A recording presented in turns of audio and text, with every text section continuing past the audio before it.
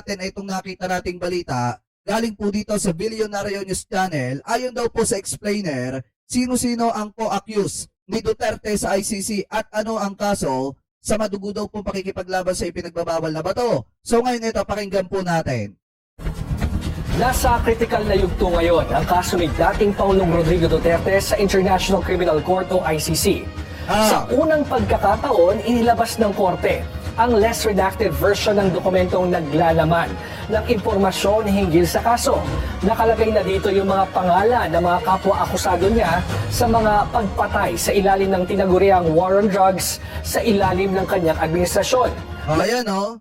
Diba kung titingnan nyo mga kababayan, kahit itong si Danao kasama din. Sila Peña kasama din mga kababayan. Si Kaskulan at etong si De La Rosa. Hindi lang si De La Rosa mga kababayan, pati si Bongo kasama rin. Kaya nga ang tanong ngayon ng maraming kababayang Pilipino po natin, magpapapasok pa kaya sa Senado etong si Bongo o magtatago na rin na katulad ng ginawa ni Bato De La Rosa? Abangan ang susunod na kabanata. Anyway, tuloy pa natin. Narito yung nalalaman natin sa ngayon. Ang kaso, Crimes Against Humanity. Kaugnay sa mga nangyaring patayan sa ilalim ng war on drugs mula ng mayor pa si Duterte ng Davao City hanggang siya ay maging Pangulo ng Pilipinas. Pinangalanan na sa dokumento yung ilang matataas na opisyal ng pulis at malalapit na individual kay Duterte. Unahin natin si Senator Bato de la Rosa, dating PNP chief at poster boy ng Giyera kontra Droga. Dati rin siya... O ayan, Bato de la Rosa at dun sa mga didishit na nagsasabi na walang kasalanan, etong si Bato. Ayan ang maliwanag. Diba siya ang una mga kababayan na pinakakasabwat ni dating Pangulong Rodrigo Duterte nung isinasagawa nila yung maling polisiya na pagtumba sa mga maliliit nating kababayang Pilipino, yung mga pobre na katulad po natin. Diba? Yan yung mga kinaya nila nung panahon po nila. So ngayon, hindi na rin nakakapagtaka kung bakit si Bato de la Rosa yung isa sa pinakauna mga kababayan na kasabwat ni Duterte. Kasi nga, kung si Duterte yung arkitekto, si Bato de la Rosa mga kababayan, yung tagapagpatupad. Ano po, nung polisiya ni Digong. So ngayon, si Bongo naman, syempre siya yung financier. Kasi siya yung itinuturo mga kababayan na may hawak nung ibinabayad sa kota-kota system. Ano po, anyway, tuloy pa natin. Siyang hepe ng Davao City Police. Sa ngayon ay nagtatago siya sa gitna ng mga balitang naglabas na ng warrant of arrest ang ICC laban sa kanya. Ang namayapang si General Camilo Cascola naman ay sinasabi ding hepe or chief architect ng Oplan Double Barrel na siyang batayan ng Oplan Tokhang ng PNP nang siya ay pinuno ng Directorate for Operations. Naging finance chief din siya ng PNP Davao Region. Si General Oscar Albayalde, siya yung nanguna sa implementasyon ng war on drugs sa Metro Manila nung siya ay hepe ng NCRPO. Noong 2019, bumaba siya sa pagiging PNP chief nang masangkot ang kanyang pangalan sa tinaguriang Ninja Cops o yung mga pulis na sangkot sa droga. Kalaunan ay napawalang sala siya sa kaso. Sina De La Rosa, Cascolan at Albayalde ay pawang miyembro ng Class 1986 ng Philippine Military Academy. Si retired Lieutenant General Vicente Danao naman ay dati ring hepe ng Davao City Police at humawak ng matataas sa posisyon sa CIDG at Directorate for Intelligence. Naging hepe din siya ng Manila Police District. Si Senator Bongo ang matagal na personal aide ng dating Pangulong Duterte mula pa ng mayor ito ng Davao City. Si dating National Bureau of Investigation Chief Dante Giran na dati ring hepe ng NBI sa Davao Region. Ang dating PIDEA o Philippine Drug Enforcement Agency Chief Isidro La Peña kasama din sa mga co-accused. Nagsilbi siyang hepe ng Davao City Police. Si dating Justice Secretary Vitaliano Aguirre ay... alam niyo mga kababayan, sa totoo lang, alam niyo yung pinakamasakit dito? Si Bongo at saka itong si Aguirre, itinatanggi nila yung pagkakasangkot nila sa polisiya ni Duterte. Ano po, alam niyo yung mga nagsasabi dati na katulad itong si Bongo, na paano na yung kalusugan ni tatay doon? Nakakainom pa ba siya ng gamot? Nakakapagsuot pa ba siya ng medyas?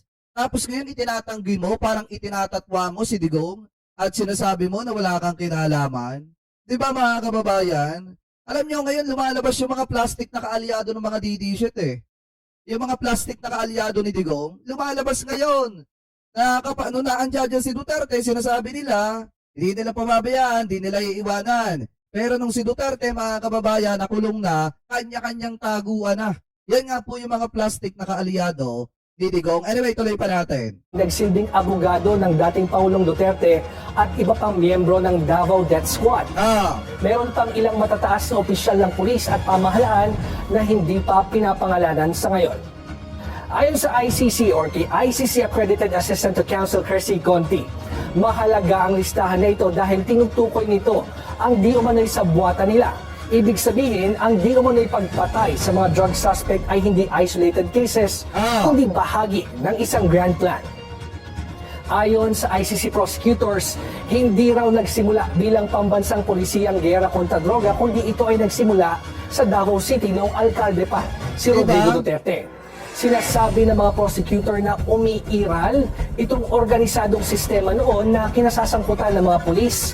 Nakakapagtaka nga mga kababayan, ito hindi ko maintindihan doon sa sinasabi ni na Alputera na binabastos daw yung proseso ng hustisya ng batas dito sa ating bansa, yung proseso ng batas. Pero di ba nung panahon ni dating Pangulong Rodrigo Duterte, hindi nga nila totally binastos yung batas kundi tinapakan nila. Di ba tinapakan nila ng buong buo mga kababayan yung batas ng panahon ni Digong kasi saglit na idaan sa tamang proseso yung pagpapanagot sa mga gumagamit ng ipinagbabawal na bato. Ano ba ginawa nila? Itinumba nila ng itinumba mga kababayan yung mga allegedly pa lang nasangkot sa ipinagbabawal na bato at yung mga kaalyado nila na katulad ni Michael Yang na nasa likod pala ng pagpapagulong ng bilyon-bilyong halaga ng ipinagbabawal na bato, binigyan pa ng posisyon sa gobyerno habang pinapanood kung paano itumba yung mga kababayang Pilipino po natin na pobre na katulad po natin. Anyway, tuloy pa natin. At mga sibilyang gunman na kilala bilang Davao Death Squad o DDS. At umano'y may malinaw na utos mula kina Duterte at kanang kabay na Sigo. Nang maging Pangulo si Duterte, iginigiit ng prosecutors na pinalawak ang sistemang ito sa buong bansa sa pamamagitan ng paglalagay ng mga pinagkakatiwalaang tao mula Davao sa matataas na posisyon. Gaya nga nila De La Rosa, Cascolan, La Peña, Danao at iba pa. Sa madaling sabi, ang ginawa sa Davao ang naging blueprint ng war on drugs sa buong Pilipinas. Sa ilalim ng international law, ang dating Pangulo, ang kanyang co-accused, ay itinuturing na innocent hanggang mapatunayan na sila ay walang dudang guilty sa crimes against humanity. Sa February 23 na ang confirmation of charges hearing. Dito, pagpapasyahan ng ICC judges kung tutuloy ba sa full trial ang kaso. May matapos isa publiko ang tanong ngayon ay kung lalabas na ba yung warrant of arrest laban sa mga pinangalanang co-accused. At kung sakali, paano ito i-implement matapos ang kontrobersyal na pag-aresto sa dating Pangulo at pagkulong dito sa The Hague, the Netherlands. Ang tanong, papasok pa kaya yung mga binanggit? Papasok pa kaya si Bato de la Rosa or etong si Bongo mga kababayan? Magpapapasok pa kaya yung mga yan? Yan ang pinakamagandang tanong dyan mga kababayan kasi alam naman po natin na once na lumabas yung arrest warrant na mga yan, automatic kapag kumilos ng Interpol mga kababayan, talaga may isyapi yan o may ilasada yan papunta ng dahig. So ngayon, ang tanong, kung magpapakita pa ba sa publiko etong sina Bongo? Kasi nabanggit na yung mga pangalan nila na talagang mga kasangkot sila ni Duterte. So ngayon, Pegador, wala kang kawala. Pegador, kayo ay